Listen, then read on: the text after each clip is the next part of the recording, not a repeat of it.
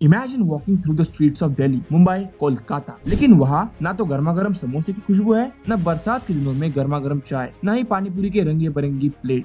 And what if there was no street food in India? आज हमें जानेंगे कि अगर इंडिया की पहचान उसके स्ट्रीट फूड्स नहीं होते तो क्या होता। एंड ट्रस्ट मी, ये वैसा नहीं है जैसा आप सोचते हैं, तो वीडियो का एंड तक जरूर देखें। भारत में स्ट्रीट फूड्स सिर्फ भोजन से कई अधिक है। It's a culture, it's community and it's an emotion. सिर्फ 10 रुपए के गोलगप्पे से लेकर ₹50 के मोमोज तक, it's affordable, quick and absolutely delicious. Every state has its icons, जैसे वड़ा पाव इन Maharashtra, chole bhature in Delhi, kathi rolls in Kolkata, dhokla in Gujarat, idli and dosa in the south. And आपको बता दूं कि over 2 million people earn their living by selling street food in India. It is a $41 billion industry.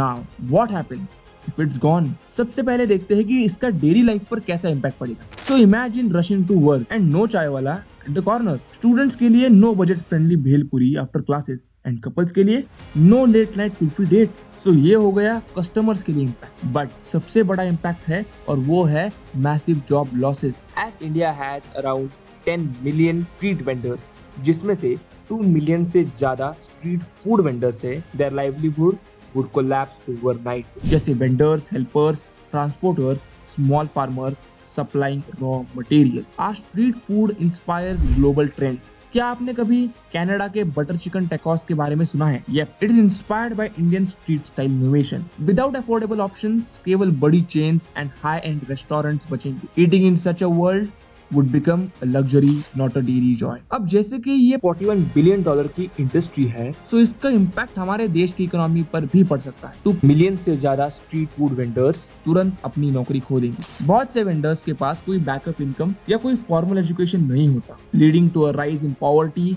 And huge unemployment. अब दूसरी main बात, street food से छोटी रकम चलती रहती है, जैसे कि 10, 50 और 100 तक की लेन देन। Without it daily cash circulation would shrink, especially in lower and middle income groups. Street food vendors सब्जियां, फल, अनाज, dairy products directly small farmers and local market से खरीदते हैं। सो यदि वेंडर्स गायब हो जाए तो लाखों किसानों और स्मॉल सप्लायर्स की मांग कम हो जाएगी, which will result into farmers suffer from price crashes and income losses.